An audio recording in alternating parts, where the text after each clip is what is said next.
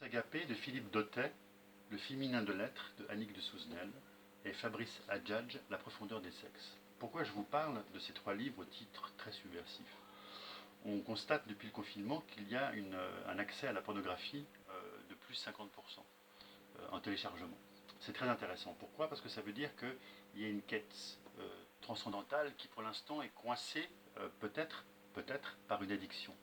Et comment notre société a peut-être tort de mettre la notion d'éros dans une ligne définie, alors que tous ces grands penseurs utilisent le patrimoine mondial, intellectuel, spirituel, pour essayer de dire que la pulsion érotique qu'on porte tous en nous et les troubles esthétiques que nous ressentons en marchant dans la rue, en voyant une femme, en voyant un homme, en voyant quelque chose qui est sensuel, qui peut interférer l'identité féminine ou masculine, comment à partir de là on doit essayer d'être en paix avec cette impulsion, essayer de l'offrir au mystère, c'est-à-dire à quelque chose que ce trouble, en fin de compte, est un mode de recherche qui est fondamental aujourd'hui, et on continue à enfermer les choses, tel trouble correspond à telle chose, etc., alors qu'on parle peut-être d'une énergie vitale fondamentale qui est peut-être et sans doute une des clés fondamentales pour comprendre le christianisme, quand on lit les pères de l'Église.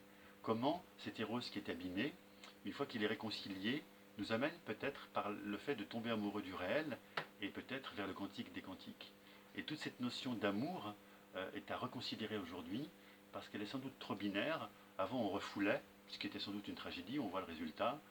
Et maintenant on rentre dans quelque chose on retourne dans des cases au nom du libéralisme, mais on oublie surtout que nous sommes face encore à un grand mystère. Ce grand mystère, on doit le reconquérir.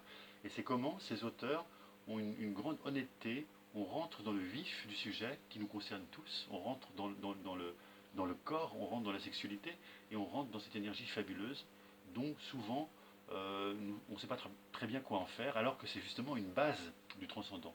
Ces trois textes sont extrêmement importants aujourd'hui.